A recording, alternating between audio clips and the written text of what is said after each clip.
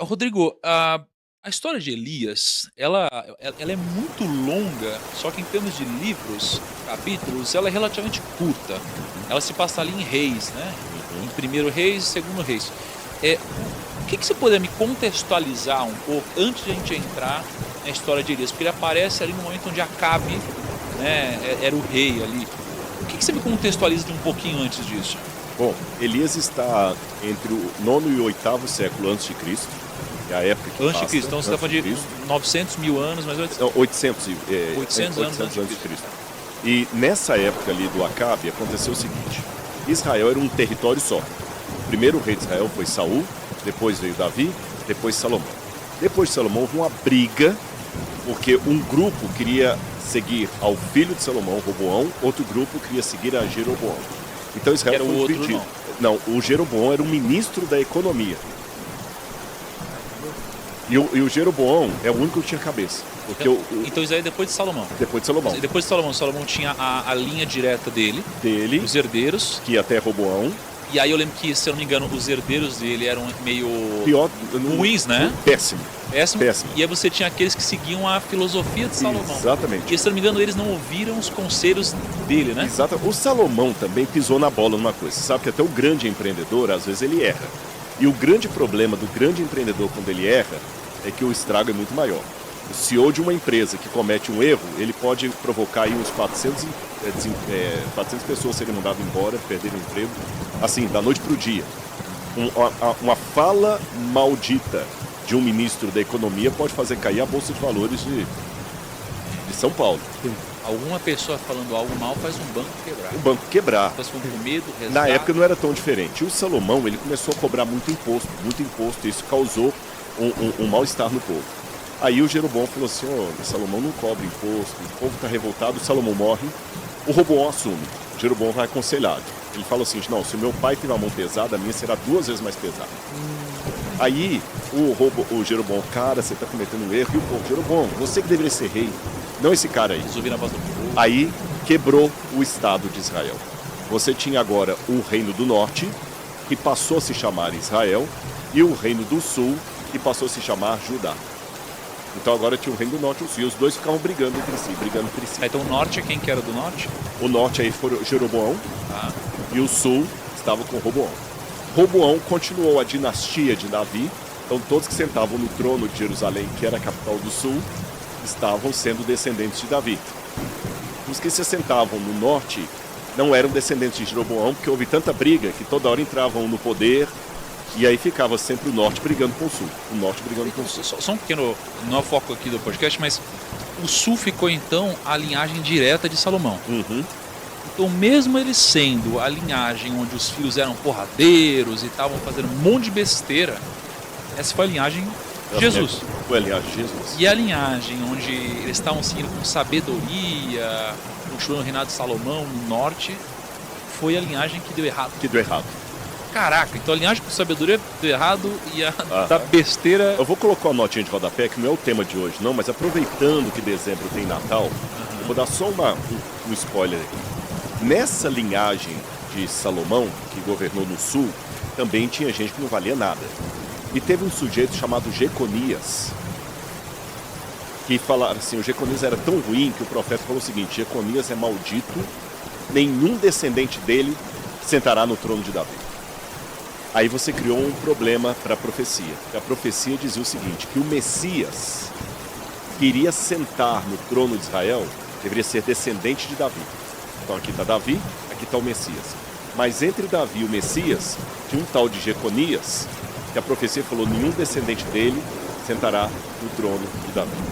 Então como é que você vai cumprir a profecia com um descendente de Davi sentando no trono, sendo que para ser descendente de Davi tinha que ser descendente de Jeconias, nenhum de Jeconias sentaria no trono?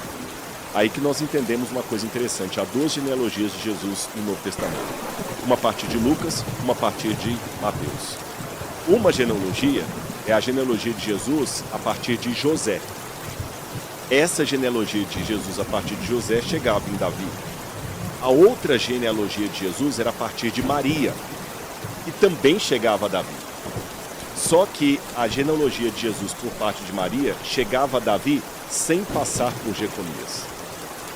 a genealogia de Jesus, passando por José, passaria por Jeconias. Essa foi a razão pela qual Jesus teve que ter mãe humana, mas não pai humano. Porque, de acordo com a carne, ele não poderia ser descendente de Jeconias. Entendi. Por isso que Maria era virgem. Por isso nunca fez sentido pra mim na parte de Mateus. Foi aí que Quando quebrou o eu falo- algoritmo para justificar Exatamente. a profecia. Exatamente. Por isso nunca fez sentido pra mim, porque em Mateus lá fala descendente de José, mas tecnicamente ela é virgem e você fala assim, pô, mas como ele é descendente de um ato que ele nem fez? Exatamente. Então Jesus é filho de Isso que José. justifica a profecia. Exatamente. Jesus é filho de José segundo a lei, mas segundo a carne de Maria. Então ele acabou sentando no trono, que é um descendente de Davi, mas não por Jeconias. É porque então a profecia é, se de alguma forma passasse por José, a profecia seria Por anulada. Jeconias. Seria anulada. Seria anulada porque ele é descendente de Jeconias. Sim. Mas como Maria não era, Exatamente. aí podia passar por ela. Isso. Só que aí como você vai fazer? Pô, você vai passar pelo casal. Exatamente. Só se não passasse pelo homem. Mas é uma coisa realmente... Aí Maria virgem. Aí precisaria realmente ser, é isso. Exatamente. Por isso que Maria tinha que ser virgem. Bom, voltando agora à questão que você perguntou, então os reis estavam brigados e começar uma dinastia no norte bagunçada, que não são necessariamente os descendentes de Jeroboão. E o sul? E aí foi tendo um outro, um brigava, matava, assumiu o poder, dava um golpe de estado. E no norte teve um rei chamado Omri, que não foi um bom rei, e o filho dele saiu pior. O filho dele foi Acabe. É interessante que o nome Acabe, em hebraico, significa o irmão do meu pai. Ahav, o irmão do meu pai. E o Acabe se apaixonou por uma mulher chamada Jezabel. E tem um jogo também no nome dela, porque Jezabel, em ugarítico, seria algo como Baal, ouve Baal. É como se alguém gritasse o nome de Baal. E na forma como o nome está colocado em hebraico, é como se fosse o lixo, o esterco. Eles fazem muito isso. Os judeus até hoje têm essa questão. Por exemplo, quando eles querem falar o nome de alguém que é maldito na história judaica, eles não pronunciam corretamente. Por exemplo, eles não falam Vespasiano, Vespasios. É uma maneira de falar o seguinte: eu desrespeito você, eu não vou falar o seu nome correto. Então a maneira que o nome dela está grafado na Bíblia dá um trocadilho como se fosse impura, o esterco. É igual Babilu, portal dos deuses, que na Bíblia eles falam Babel, confusão. Então essa mulher, ela era sacerdotisa de Baal. Ela era do norte dos fenícios, onde hoje é o Líbano. E por que Acabe se casou com ela? Aliança política. Só que ele colocou sentado no trono uma mulher pagã, sacerdotisa do deus Baal, e que mandava no marido. Cara, Ele era um covarde. O maior xingamento gospel é chamar de Jezabel, né? Jezabel, até hoje. Xingamento gospel. Exatamente, é Jezabel. Então ela pegou e sentou no trono e ela mandava. E o Acabe era um pau mandado mesmo. Aí você imagina a bagunça. Um rei fraco, sendo mandado por uma mulher pagã, e ela não só mandou, mas ela começou a dar as cartas. Na história tem muitas situações em que a verdadeira líder era a mulher. Nós temos isso em várias situações. A própria Dalila, que já fez aqui sobre Sansão, como é que ela manipulava o Sansão, e histórias até da Grécia e de Roma. Aí nessa situação começou a vir para Israel o culto a Baal. Veio dela. Veio dela. Ela começou a trazer o Baal. Todas as histórias que a gente vai ouvir daqui para frente foi dali. Exatamente. E lá no museu que vocês visitaram, lá no MAB, nós temos um Baal original dessa época, uma estatueta de Baal.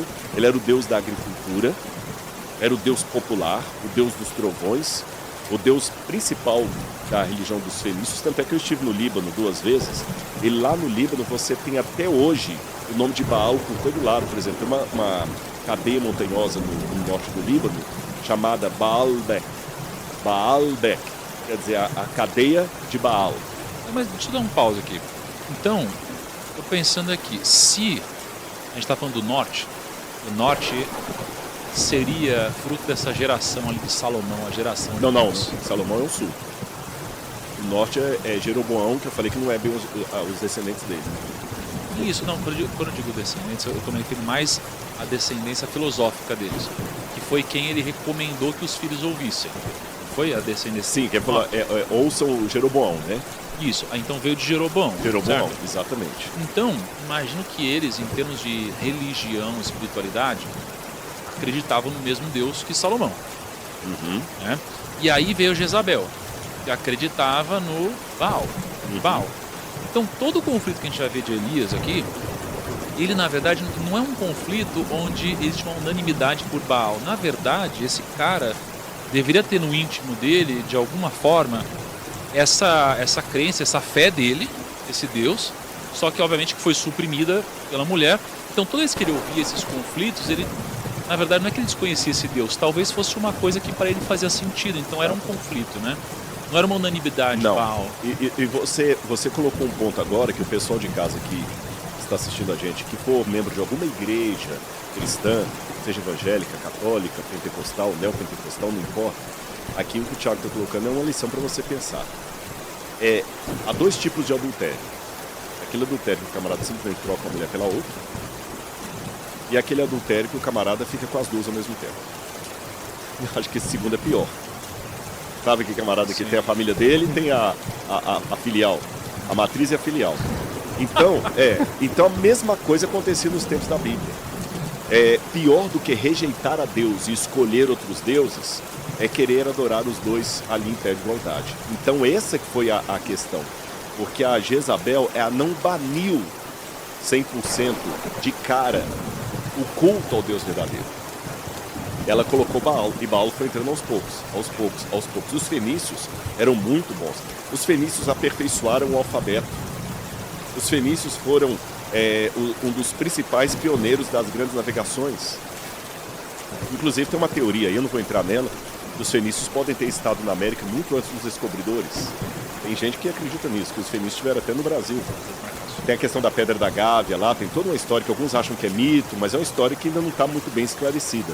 Não posso falar que é verdadeira, mas também não vou falar que é 100% falsa. E aí, quando ela conseguiu aos pouquinhos trazer Baal para dentro, as pessoas começaram a adorar a Baal e a Yahweh, o Deus de Israel. E é interessante que Baal significa também senhor, marido. Então, Javé era considerado o Baal do povo, o marido do povo. Olha a intersecção. E depois ela deu um passo além. Ela começou a perseguir os profetas de Deus, do Deus verdadeiro, o Senhor, e começou a colocar profetas de Baal na frente. Então os profetas de Baal recebiam salário do governo de Israel. Eles eram assalariados, eram funcionários públicos. Enquanto os profetas do Senhor eram perseguidos. E chegou um momento que Elias foi levantado por Deus nessa situação aqui. Falou assim: Elias, vai lá agora e enfrenta Jezabel. E aí que Elias sobe. E é interessante que o nome dele já era um nome significativo. Elias significa Yahweh é Deus. Esse que é o significado do nome. Eu estou falando Yahweh, a gente não sabe a pronúncia correta do nome de Deus. Os judeus até evitam, falam Hashem, ou o nome, né? O Senhor é Deus. O Senhor é Deus. E ele levanta e ele fala assim: olha, eu falo com vocês. Enquanto Jezabel ficar dando as cartas, Deus não vai deixar que chova. E aqui duas informações importantes. Por que há várias maneiras de Deus punir o povo? No Egito ele levou as pragas, mas a punição de Deus não é um castigo de capricho. É uma forma de ensinar uma lição. Por exemplo, por que no Egito Deus deu 10 pragas daquele jeito? Cada praga que caiu no Egito estava atingindo um deus diferente do Egito. O Nilo era um deus, aí o Nilo virou sangue, tá certo? O sol era outro deus, o sol ficou escuro. Foi o deus da agricultura aqui? Exatamente. Baal é o deus da agricultura. E a agricultura, para dar certo, precisa de quê? Chuva. 3 anos e meio não vai chover. Cara, eu tô pensando aqui, começa talvez a fazer sentido, né? A gente tá dando spoiler, mas quando você vê a questão do fogo, cara, começa a poder ter a ver com justamente essa antítese da água, né? Da chuva. Como não chove. Pô, legal, cara. Vamos lá, vamos e uma coisa importante, a estatueta do Baal, é que a que nós temos lá no NASP, ele está com a parte de cima quebrada. Mas se essa estatueta estivesse completa, o Baal sempre segurava numa mão uma foice e na outra um raio. Era o deus do raio e da foice por causa da agricultura.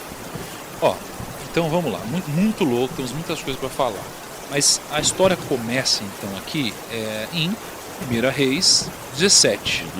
Na verdade, assim, final, no capítulo 16, mostra o reinado de Acabe, rei de Israel. Aí a gente tem uma introdução, e aí vem aqui, 17.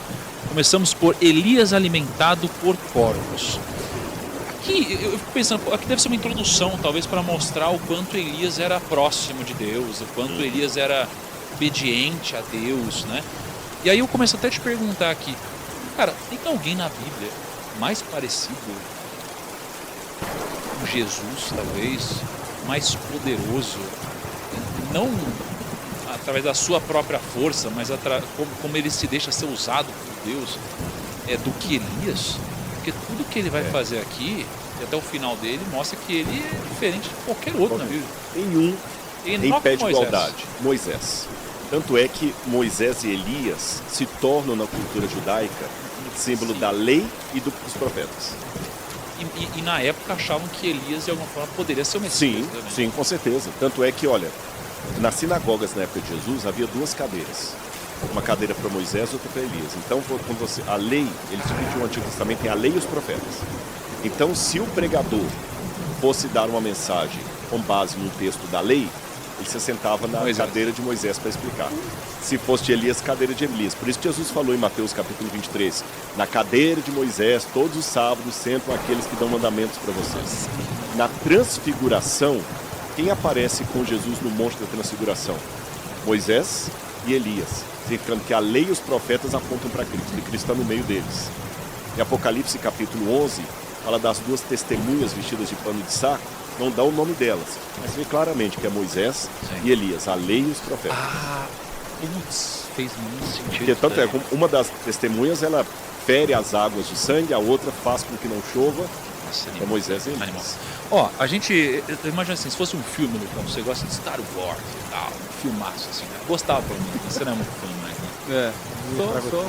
Acho legal. O trabalho que ele fez. Ele é conservador. Nossa, o cara ficou muito publicidade agora, né? Todo mundo que eles têm.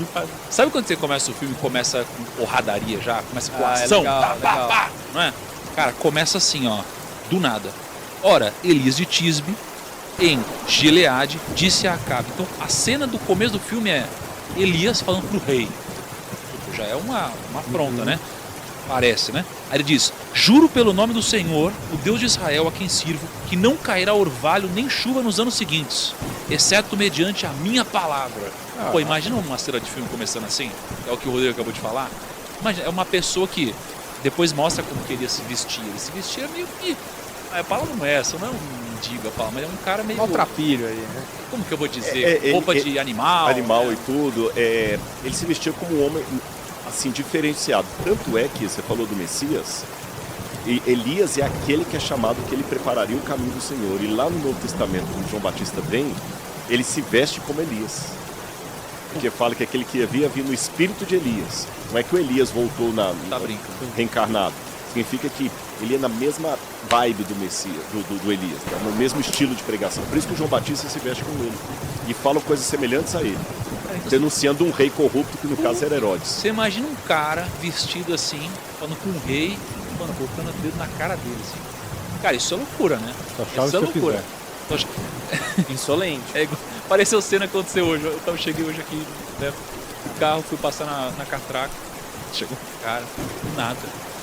Ele olhou pra mim, eu tava mancando, né? Fiz a cirurgia no menisco. Ele olhou e falou assim, perna direita? Eu falei assim, não, esquerda.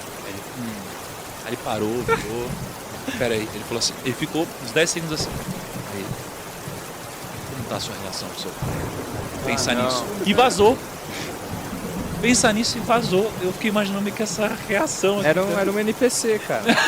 Eu falei, caramba. Aí eu fiquei pensando, como que tá a minha relação com meu pai? Pode ser, pode ter um fundo, não sei, tô pensando. Mas eu imagino essa cena parecida aqui. Aí, beleza. Só que aí, aqui eu vejo que essa introdução mostra como Elias era próximo de Deus, porque próximo parágrafo já é assim. Depois disso, a palavra do Senhor veio a Elias. Saia daqui, vá para o leste, esconda-se perto do riacho de Querite, a leste do Jordão. Você beberá do riacho e dei ordens aos corvos para alimentarem lá. Caraca, Deus chega, dá a direção e fala, não se preocupe, os corvos vão te alimentar. Porra, que loucura, isso aqui parece realmente um filme, né? Sobrenatural. E aí, ó, e ele fez o que o Senhor lhe tinha dito. Então, mesmo assim, ele pegou e foi. Ou seja, recebeu a direção, ouviu a profecia primeiro, depois recebeu a direção e aí veio a obediência. E aí ele pegou, foi para o riacho a leste do Jordão e ficou lá. E os corvos traziam pão e carne de manhã e de tarde e ele bebia água do riacho. Rodrigo, assim, eu fico pensando na... Acho que ele peitou o rei e depois foi para outro lugar. Ele chegou pro rei e falou o seguinte, ó, não vai mais chover. Não vai chover até que a minha palavra desminta isso daqui. Pum, falou, vazou. Bomba de fumaça. Aí pegou Deus e deu uma direção pra ele, vai pra lá. Provavelmente, tipo assim, os caras iam querer matar ele ou prender ele, tipo assim, pô, foge. Aí Deus falou, foge. Tá dizendo aqui, foge. Tá. Aí, ó, sai, na verdade não é, se esconda, né? Então, ou seja, foge. Ele chegou e falou, mas não se preocupa, lá você vai ser alimentado por corvos e vai beber água do riacho. Você pode ficar escondido que eu vou mandar uma galera te alimentar. Aí eu fico pensando assim, Rodrigo, explica isso. Você chegar lá eu e tenho uma corvos... coisa boa que acontece, eu vou trazer entra na cachorra. Não, só que falou que vai trazer carne, isso que ó. Me traz pão e carne de manhã. Eu vejo um corvo trazendo pão. Tá trazendo carne? Mas como você vê um corvo trazendo pão? Porque o corvo vai comer, um bicho vai trazer uma carne e ele Mas como você vê o corvo trazendo pão? Tipo assim, ele. Imagina a cena, o corvo do nada. Você tá em casa. Você não é o protagonista nessa história. Você tá na sua casa, tranquilo, faz o pão assim do nada, entra um corvo pela sua janela, pega o negócio e vai embora. Mas é que pão, você imagina, ó. Qual que é aquele passarinho lá, pomba? Você imagina pomba pegando pão, passarinho pegando pão e tal. Eu imagino isso. Pãozão mesmo. Uma carne? É. Carne de quem? Ó, que loucura. Vamos por partes. Primeira coisa que a gente tem que entender. Alguns realmente têm dificuldade de ver essas questões sobrenaturais na Bíblia, fora do comum, e até alguns tentam explicações alternativas. Por exemplo, a palavra para corvo em hebraico é Orev, no plural Orevim. Como Orev parece com Aravim, árabes, aí teve uma explicação adicional que eu não concordo com ela. Mas não concordo com ela. Eu estou falando que ela existe para que as pessoas saibam. Aí não concordar não significa que não pode ser uma possibilidade. Exatamente. Que acha que quem ajudou o profeta foram os árabes e não corvos. Por que na tradução está corvo? Porque eu acho que era o corvo mesmo. Que é a mesma palavra, Orevim, que Aravim é uma palavra um tanto estranha para essa época e na maneira como é escrita em hebraico. E a palavra corvo, Orevim, parece, né? Orevim, Aravim. É a mesma que está em Gênesis, quando fala que o Noé soltou o corvo da arca. Era corvo mesmo, esse é um primeiro ponto. Segundo, para que um milagre aconteça, basta uma coisa, que um Deus Todo-Poderoso exista. A gente fica assim, não é possível. Só que a gente tem que notar que quem está dentro de uma delimitação de expertise, de crença limitante ou qualquer coisa, ele olha certas coisas e fala assim, impossível. Vou dar um exemplo. Quando a gente estava esperando aqui para começar o nosso podcast, estava passando uns vídeos que você deixa lá na TV ali fora, mostrando sua trajetória. Eu entreguei tantos currículos, fui mandado embora, não sei o quê. Você mostrou vários fracassos da sua vida. E logo depois jogou um evento da Finclass, onde estava dando carro lá, o camarada sai dirigindo um carro em cima do palco. Para uma pessoa que está com crença limitante, que não sabe a trajetória, que não conhece o que o Thiago Negro fez, assim, não, é mentira. Esse Thiago já foi rico a vida toda, não tem como alguém estar na situação que ele descreveu, então onde está? Porque quem não conhece a trajetória parece que é uma coisa impossível. Eu dei um exemplo simples para mostrar que com Deus é a mesma coisa. Como a gente está numa situação do lado de cá que eu não entendi o processo, eu só estou vendo o testemunho dele. O Thiago antes era fracassado, era isso e hoje é o que é.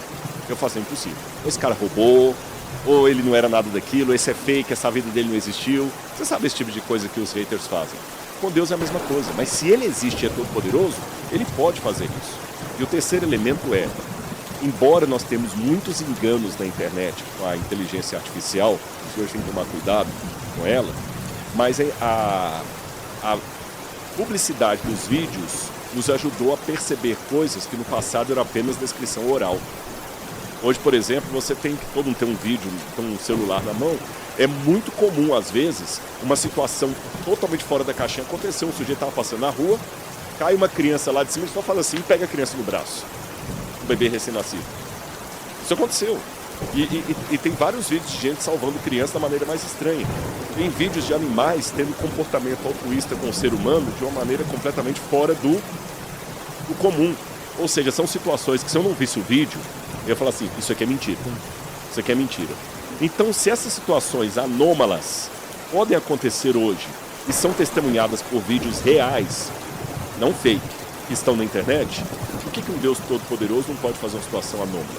E lembremos, animais alimentam seres humanos às vezes no instinto. Conhece a história das crianças lobo? Crianças foram abandonadas na Índia.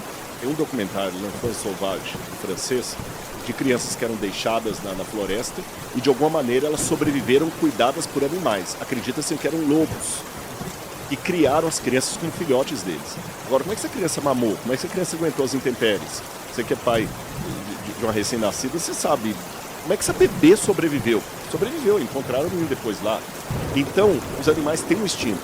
Corvos têm o instinto de roubar coisas. Tanto é que corvo rouba coisa dourada. Você já viu o vídeo disso?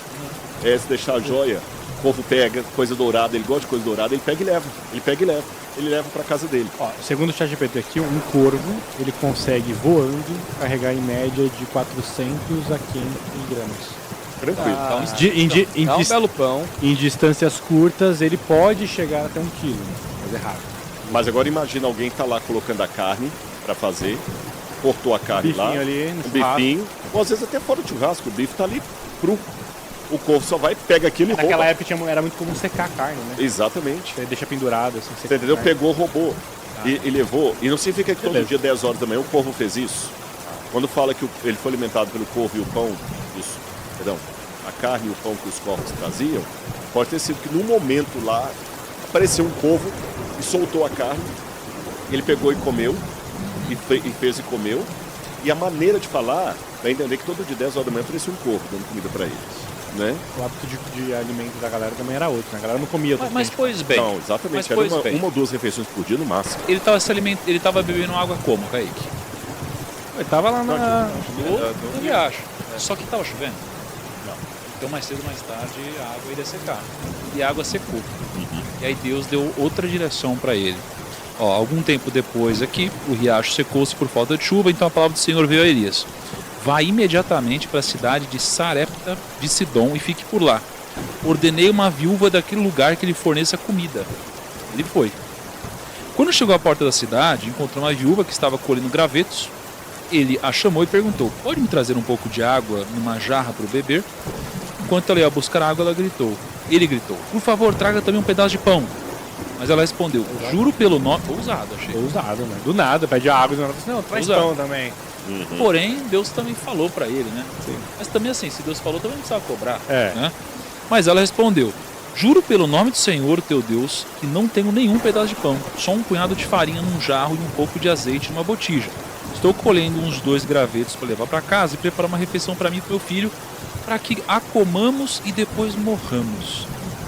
Aqui é onde entra um pouco da minha pergunta aqui. Ó. Deus pegou e falou: a viúva vai alimentar você. Aí ele chega, pede água, pão, ela fala: cara, não deu nada. Essa é a última refeição aqui, que eu e meu filho vamos comer e depois a gente vai morrer, porque não tem mais nada. E ainda assim ela ia trazer água pro Elias. Só que agora, onde eu queria entender a lógica, porque olha o que acontece, Lucão. Elias, porém, lhe disse: não tenha medo, falando para a viúva, vá para casa e faça o que eu disse. Mas primeiro faça um pequeno bolo com o que você tem e traga para mim. Depois faça algo para você e para o seu filho. Cara, eu fico pensando, que loucura isso. Ou seja, ela acabou de falar que está morrendo aqui, é a última refeição dela. E Elias fala: não se preocupa não, pode ir, mas faz primeiro um bolo para mim. E aí, depois, vão acontecer todas as coisas. Porque ele diz, ó: pois assim diz o Senhor Deus de Israel: a farinha na vasilha não se acabará e o azeite na botija não se secará até o dia em que o Senhor fizer chover sobre a terra. E aí, resumindo, ela foi, fez, deu tudo certo e aí teve fartura de comida. Mas eu queria entender, Rodrigo, em que situação você vai chegar para a pessoa que está quase passando fome e falar: ó, me faz um bolinho também, hein? Explica essa lógica. Vai um monte de igreja. Vamos pregar primeiro a geografia da coisa. Tá. E a ironia tem um passo anterior ao que você está perguntando. Eu vou chegar no seu pergunta, mas tem uma questão antes. Tá bom. Elias estava aqui, o Acabe tinha o reino dele, a capital do norte na época de Acabe era Samaria. Então lembrando, imagina o mapa dividido em 2. Reino do norte, Israel. Reino do sul, Judá. Capital do sul, Jerusalém. Capital do norte, Samaria. Tá bom? Samaria fica hoje, justamente tem o território dos samaritanos até hoje, perto do Monte Gerizim. Vai ser perto de Samaria que Jesus, lá no Novo Testamento, vai encontrar uma mulher samaritana. E ele, na época do Novo Testamento, o pessoal odiava tanto os samaritanos que eles davam volta para não passar ali os judeus. Olha que interessante. Então ele sai de lá e vai para o riacho do Querit, que hoje fica na Jordânia. Os que já foram para Israel, você tem aqui o Rio Jordão, fazendo a divisa entre Israel, a Jordânia e a Síria em cima. Hoje fica no território da Jordânia, mas na época ainda era território de Israel. Vamos ver até aí? Ali acaba o riacho, a água seca, e ele vai, Deus manda que ele vá para Sarepta. Eu estive em Sarepta. Sabe onde é que fica Sarepta? Líbano. Ele foi para o território, e eu falei que a Jezabel veio de onde? Do Líbano. Hoje chama-se Líbano, na época era Fenícia. Peraí, olha a ironia de Deus. Israel estava em apostasia porque a Jezabel trouxe o paganismo da Fenícia para Israel. Aí Deus fala com o profeta, agora que acabou a água, vá para a Fenícia. Isso não faz sentido? Se o problema da seca era o paganismo que vinha de lá, por que Deus mandou Elias para lá? E é interessante que no Novo Testamento, em Lucas capítulo 4, versículo 25 em diante, Jesus repreende os judeus falando o seguinte: vocês pararam para pensar que na época da seca, tendo tantas viúvas em Israel, Deus mandou Elias para uma viúva pagã? Porque Sarepta era território dos pagãos.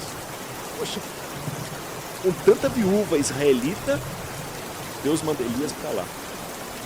E é lá que tem o episódio que eu vou entrar na sua pergunta agora. Mas antes de entrar, eu quero colocar essa reflexão interessante. Primeira lição que eu aprendo. Eu não posso julgar o todo pela parte. Não é porque Jezabel e mais os 400 e 450 profetas de Baal eram ruins que todos os fenícios eram ruins. Hoje a gente pega muita parte pelo todo. Então, se teve o Hamas que fez aquilo que fez contra Israel, então todo palestino não presta. Percebeu? Se teve 3 vagabundos ali, toda aquela comunidade é vagabundo. Não é bem por aí. Então a gente tem que tomar muito cuidado com isso. E Deus mostrou para Israel, para Elias e para Israel. Não é para vocês terem preconceito. Eu estou condenando o paganismo, mas não necessariamente todos os pagãos. Porque tem alguns pagãos lá que são sinceros. Talvez eles estão permanecendo no paganismo porque vocês não estão me representando o suficiente para mostrar-lhes o caminho da verdade. Vá para lá e você vai encontrar uma. Tanto é que olha como é que ela fala com Elias. É tão certo como vive o teu Deus. Você leu isso aí? O teu Deus, não é o meu. E por que ela honrou Elias? Agora eu começo a entrar na sua pergunta. Ficou claro esse paradoxo, né? Porque ela ter honrado Elias, para mim, eu entendo. O ponto é até onde Elias foi. Foi, é. Elias chegou e falou, não, mas faz um bolinho primeiro. Por que Elias fez aquilo? Mas eu acho que só para o pessoal de casa entender o porquê, que também pode parecer estranho para eles, principalmente se tratando de uma mulher pagã, por que ela foi honrar Elias? No Brasil de 50, 70 anos atrás, havia um respeito muito grande pelo líder religioso, pelo líder espiritual. O Gilberto Freire conta muito dos ambientes do interior que o padre chegava, todo mundo fazia reverência, pedia a bênção do padre. O padre era um homem de Deus. Você não ia questionar o padre. Até o Lampião tinha respeito pelo padre Cícero. O padre era um homem de Deus. Hoje perdeu-se isso. Hoje as pessoas desdenham do líder religioso como se você estivesse falando de um cachorro passando na rua. E muitos líderes religiosos também não estão se dando ao respeito de homens de Deus. Vamos deixar isso claro. Muitos também não estão se dando ao respeito. Mas no passado tinha. Então ela sabia que Elias era um homem de Deus, pela sua vestimenta, pelo jeito que ele falava, pelos sinais e pela notícia que já tinha chegado lá. Mas olha que interessante, ela mesmo sendo de outra religião, de outra fé, pagã, mas ele é um homem de Deus. E olha que ele estava enfrentando o Deus dela, o Baal. Ele falou contra o Baal. E eles estavam enfrentando o problema de seca também na Fenícia, pela profecia dele, ou seja, ela tinha todos os motivos para denunciá-lo e odiá-lo. Mas ela teve uma coisa que falta a muitas pessoas, a visão espiritual para perceber, puxa, esse homem é diferente. E aquelas pessoas, mesmo no paganismo, que estão abertas ao Espírito Santo, quando chegar um servo de Deus, ele vai perceber. Ela percebeu que ele era de Deus. E ao mesmo tempo, Deus fez com Elias a mesma coisa que fez com Jesus e a mulher samaritana. A mulher samaritana na época de Jesus também era uma não judia, entre aspas. Era uma mulher detestada. No Talmud diz que aquele que recebe o pão da mão de um samaritano é pior do que o que come carne de porco. E o Evangelho de João fala o seguinte: quando Jesus ia da Galileia para Jerusalém, eles passavam pelo caminho lá de fora, por onde Elias passou, onde hoje seria Jordânia. Na época de Jesus, a Pérea e Dumé, para não passar por Samaria. O Evangelho de João fala o seguinte: era-lhe necessário passar pela Samaria. E quando Jesus chega pela Samaria, ele fica sentado no poço. Quando a mulher vem, a primeira coisa que Jesus fala para ela é o seguinte: dá-me. Quando Jesus falou dá-me de beber, ele se fragilizou, ele se humanizou, ele valorizou aquela mulher e mostrou para ela assim: mesmo na sua situação, vindo pegar água meio-dia, rejeitada pelas outras mulheres, uma mulher que tinha um problema emocional tremendo, já teve 4 homens, e o que estava com ela agora nem marido dela era. Você pode me dar água, você pode fazer alguma coisa. Isso então é uma lição de psicologia social. Em vez de só dar o pão, ensina para a pessoa que ela também pode contribuir. Elias também sente do Espírito Santo a mesma coisa. Pede essa mulher para ela lhe alimentar. Ela está achando que ela não tem mais o que fazer, que ela vai fazer o último pão e vai morrer. Mostra para ela que ela também pode contribuir. Mostra para ela que ela também pode fazer alguma coisa, não é só receber. E Elias, usando a autoridade de um homem de Deus, falou assim: faz um bolo para mim. E ela, uma vez que tenha reconhecido nele um homem de Deus, pensando não com a cabeça do Brasil de hoje, mas do Brasil de 70 anos, se o padre pede, você não vai dizer não para um vigário. Você não vai dizer não para um homem de Deus. Eu não vou dizer não para um profeta, eu falo, mas profeta, eu só faça isso. Aí gera o Espírito Santo usando Elias. Faz isso. Faça isso e você não vai se arrepender. Na época de Jesus foi a mesma coisa. Aquela mulher dar água para Jesus, ela também estava em risco. Porque se o povo da cidade a visse conversando com o judeu e ainda dando água para o judeu, aquela mulher já era rejeitada pelas outras. Tanto é que ela foi pegar água meio-dia, quando ninguém ia buscar água no poço. Tanto é que quando Jesus fala com ela assim, dá-me de beber, ela fala o seguinte: o poço é fundo, você não tem como pegar a água, por que você pede água para mim que sou samaritano? Como você fala assim, você quer me colocar em problema? Se o pessoal me vir dando água para você, aí que eu vou ser apedrejada. Da água. Eu sou um homem de Deus. E a autoridade, por favor, eu vou te obedecer. Mesma coisa quando você obedece. Dá o pão. Mas se eu te der o pão, é a única coisa que eu tenho para comer com meu filho e morrer. Se você está reconhecendo em mim um homem de Deus, me dá o pão. E aí ela deu o pão. Então aquela questão de Elias falando com ela, não é uma questão de, poxa, eu estou sabendo que você não tem nada e não vou pegar o nada que você tem. Não. É o Espírito Santo usando Elias para atingir o coração daquela mulher. Para mostrar primeiro, mesmo você achando que não resta nada, se não ter uma última refeição e morrer com seu filho, você ainda pode contribuir com a causa de Deus. E em contribuindo com a causa de Deus, o seu mantimento será aumentado. E isso é uma lição tremenda para a gente, porque eu vejo, Tiago, que muita gente não prospera, sabe por quê? Ele só pensa nas finanças, no tamanho do rombo que ele tem para pagar. Se ele colocasse na lista dele de pagamentos a ajuda ao seu semelhante, não estou falando assim, olha, esse ano como a empresa sobrou um dinheirinho, eu vou ajudar umas 3 ONGs. Não. Ele deve colocar no orçamento dele a ajuda ao seu semelhante com o mesmo pé de igualdade que ele coloca a escola dos filhos, que ele coloca o aluguel da casa e os impostos que ele tem que devolver. Aí prospera. Um dia a gente tinha que falar sobre isso na profundidade mesmo. Eu acredito muito nisso. Aquela mulher deu o que ela tinha e prosperou. Aí ela teve fartura de comida. Posso dar um exemplo disso na prática? Uhum. Muita gente que assiste o Primicast aqui são pessoas empreendedoras que querem investir. Então na Finclass, você quer aprender? Eu não tenho expertise em finanças como eles, em aplicação. Mas eu vou lhe dar um testemunho de alguém aqui com isso. É um modelo para mim. Já falei várias vezes dele com o Tiago, o Dr. Milton Afonso. Esse homem ajudou mais de 60 mil jovens a estudar. Ele deu bolsa de estudo para mais de 60 mil jovens. Eu falei com você sobre ele. Fundou um grande império. Um homem que nasceu pobre de Marredeci, fundou um grande império. Ele vai fazer agora, em dezembro, 104 anos de idade.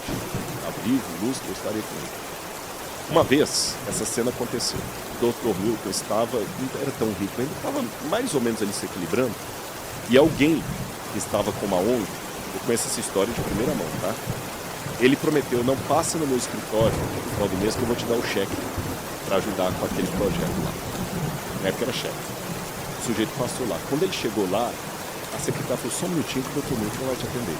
E ele viu a porta aberta e o Dr. Milton lá tendo uma discussão que deu para ouvir com o contador. Hoje o contador falou assim, olha, aquele problema, esse mês não vai dar lucro, tem no banco um pobre, a gente está com esse problema para pagar. Eu vim aqui pegar um cheque de doação, eu vou voltar. Não vou nem entrar. Imagina, você me prometeu me dar um dinheiro, eu chego aqui, você está falando que não está conseguindo fechar nem a folha de pagamento. Pode parecer até perdulário da parte dele, mas não é. Quando o camarada estava assim, aí ele falou, fulano, tudo bem, entra pra cá. Ele entrou, você veio buscar o seu cheque, né? E ele tinha ouvido a conversa. Ele falou com o contador, quanto que você falou que tem na conta? Lá, tanto. Então faz um cheque para ele. O contador falou, mas não está entendendo? Eu falei que nós temos uma dívida aqui para acertar, que está lá, não vai cobrir a dívida, mas eu vou dar um cheque para ele. Ele falou, o que a gente tem na conta vai resolver os nossos problemas? Não vai. Mas vai resolver o dele e eu dei minha palavra. Faça o cheque para ele. Fora de contexto, isso pode parecer uma pessoa irresponsável de suas finanças, mas não é. Até que o Dr. Milton chegou a acumular ilha, helicóptero, avião e outras coisas mais. E isso perdurou nele a vida toda, porque muita gente pensa assim, não, o dia que eu for um Thiago Negro, eu vou ajudar. Eu tenho dinheiro, tenho economia.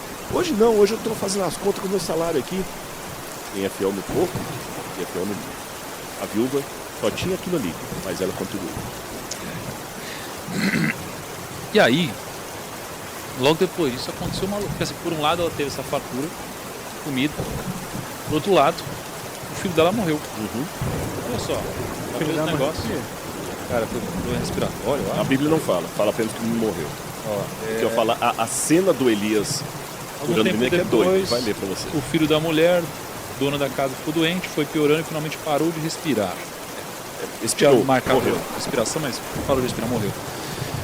E aqui, imagina só, de um lado ela pegou, eu vou dizer que ela teve fé, porque para ela fazer o que ela fez, ela teve que ter tido fé. Aí ela foi recompensada pela fé de alguma forma, teve fartura. Só que ao mesmo tempo, o filho dela morreu. Não sei qual foi o intervalo de tempo, mas um tempo depois, o filho morreu. Caraca, e aí nesse momento ela começou a questionar, falou, poxa, Elias, você trouxe desgraça? Qual é que é? O filho morreu. E aí eu queria de novo jogar pro Rodrigo Zeu. Por quê? Porque aí veio esse seguinte acontecimento. E a mulher reclamou a Elias, que foi que eu fiz, homem de Deus? Vieste para lembrar-me do meu pecado de matar meu filho?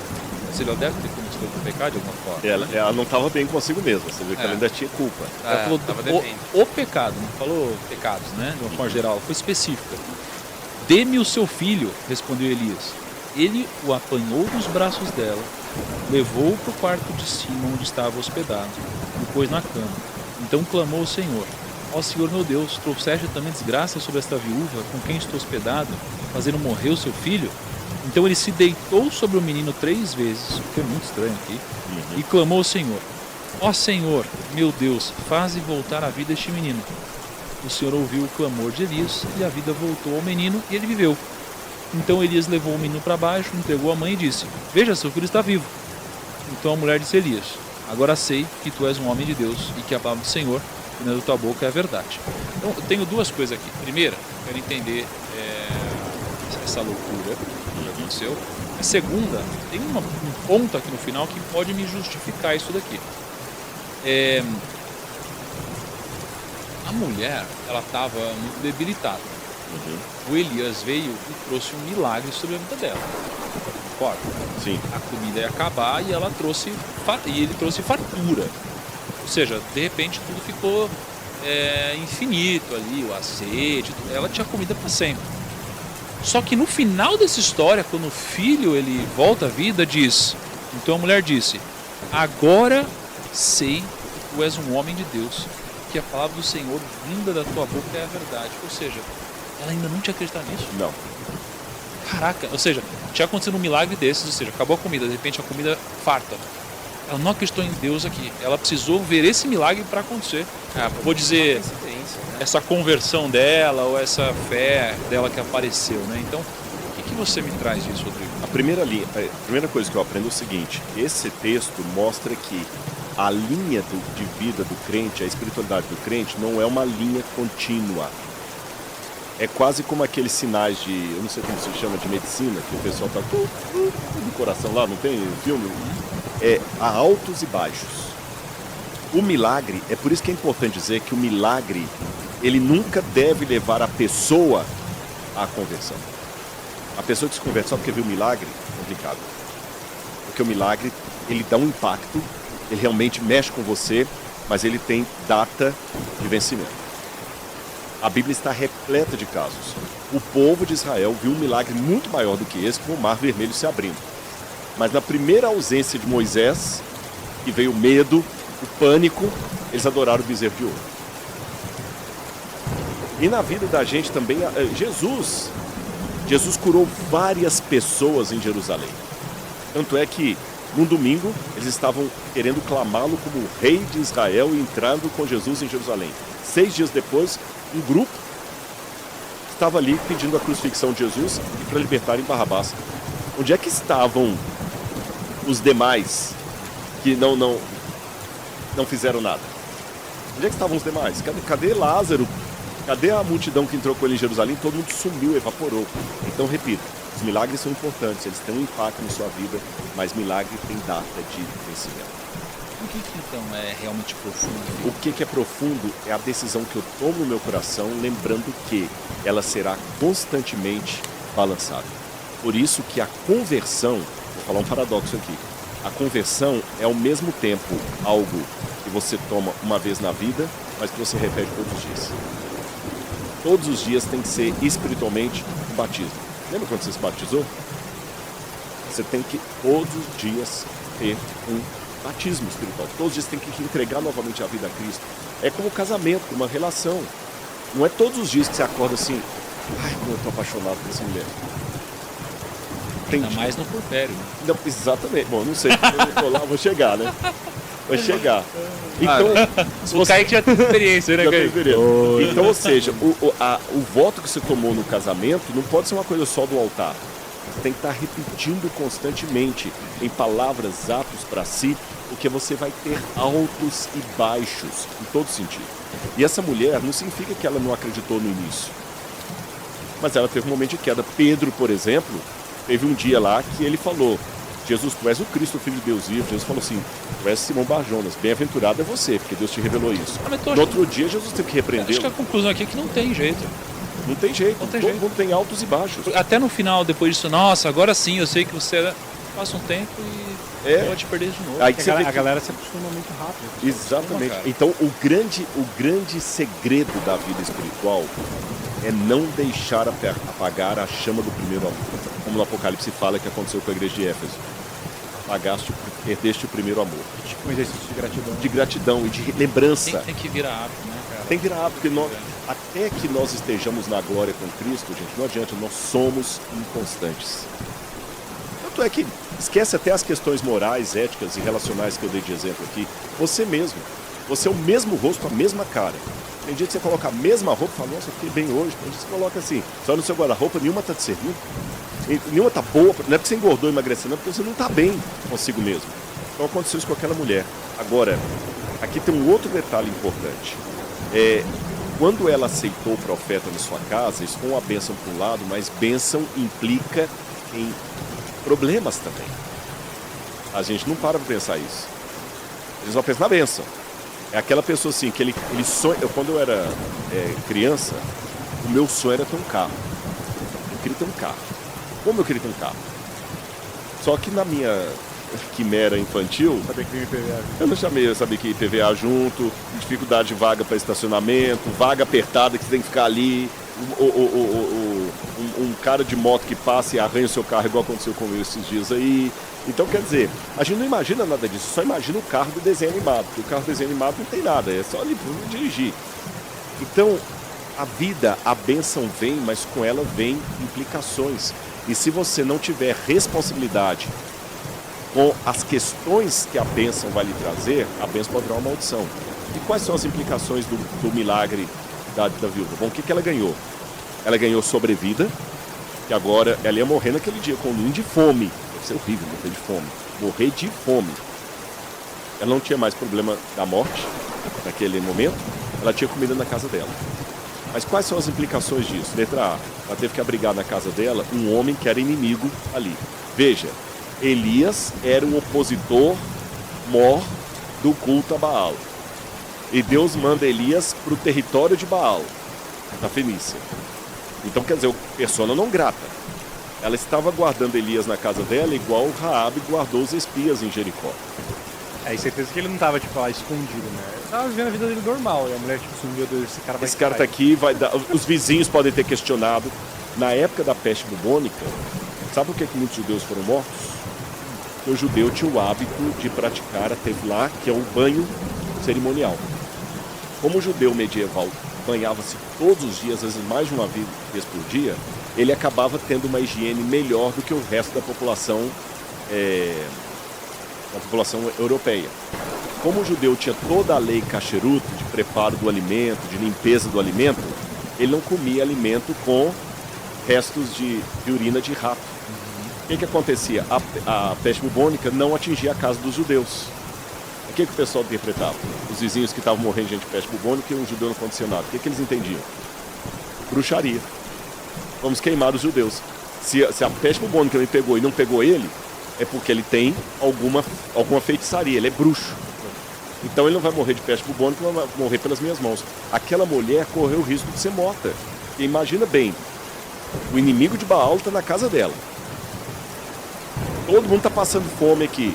A dela tem comida. Qual a bruxaria que essa mulher fez? Vamos matá-la. Então a Bíblia resume, não dá os detalhes, mas nas entrelinhas você imagina que aqueles dias não foram fáceis. E para piorar, o menino dela parece morto. Então ela falou assim, pronto, foi o castigo mesmo e tal, e a minha iniquidade, ela estava se sentindo culpada, pressionada, onde Elias faz aquele ato ali que eu posso explicar para você o que ele fez. E ela devia estar também naquele contexto que vocês falaram no começo do episódio, que ela reconhecia o Deus dele, mas ela tinha os deuses dela também. Exatamente. Então ela estava naquela parada de ter dois deuses. É porque ela falou, dela, agora eu sei que tu és um homem de Deus e que a palavra do Senhor vindo da tua boca é a verdade. Ou seja, ela se converteu aqui. Se converteu, mas olha a demora. Olha a demora. Então, diz aqui, uma bela pregação, né? Porque no final das contas, passou um furacão ali na casa dela, mas Deus alimentou ela fisicamente e espiritualmente. Né? Então, deu alimento de duas formas. E a pessoa só é sincera quando ela... Agora eu vou devolver uma pergunta para vocês refletirem, o pessoal de casa. A pessoa só é sincera quando ela aceita? Sincera quando ela aceita? Como assim? Será que não tem alguém que está ouvindo a pregação por muito tempo e ainda não tomou uma decisão? E eu, no auge da minha arrogância espiritual, já estou julgando. Ele não é sincero. Porque se ele fosse sincero, ele aceitaria. Mas cada um tem o seu tempo. E você passou por isso, processo de conversão, um dos grandes problemas quando a gente converte, eu entendo, é compreensível do ponto de vista psicológico, mas é um pouco desrespeitoso. A gente tem respeito do tempo do outro. Principalmente quando é parente. Esse é o meu grande erro. Principalmente quando é parente. Esse é o meu grande erro. Ele quer forçar. Você se converte, aí você acha que tá tudo errado. Cara. Exatamente. E aí eu chegava arregaçando. Faz isso, cagado, tá errado, não sei o que lá. Aí você afasta, né? Eu tava com um amigo esse domingo que aceitou Jesus. Foi muito interessante. Ele passou por esse processo. Aí eu dei esse conselho pra ele. Falei, cara, eu errei no negócio. Quando eu aceitei isso na minha vida, comecei a julgar todo mundo. E aí, o que eu imaginei? Imaginei o seguinte, você olha, aí a gente estava no café, eu falei, aquela pessoa, porque ela tá suja de pecado, foi um monte de besteira. Eu achava, na minha ignorância, que eu iria chegar nela, ia repreender ela e eu estava fazendo bem. Aí eu falei, mas será que Jesus faria isso? Não, Jesus amaria essa pessoa, faria de outra forma. Isso daqui aproximaria a pessoa. Então eu afasto a pessoa, Jesus faria o contrário. Porque o amor vai fazer a pessoa se aproximar, né? Isso aqui é uma cagada, que acho que muitas pessoas... Muitos cometem isso. Por exemplo, eu continuo amando no cão, por exemplo. Mas vai ter o tempo dele. De repente ele tá igual a mulher de Sarepta ali esperando. Quando se converteu, eu falei, putz, cara, difícil. Eu acho que agora ele não vai me aguentar. Começou a me esconder um monte de coisa. Não, eu achei que ia ser complicado mesmo. Falei, cara, mas ao mesmo tempo eu não posso fazer algo só pra agradá-lo. Tem que ser verdadeiro do começo ao fim. O Luiz Saião disse que... aqui...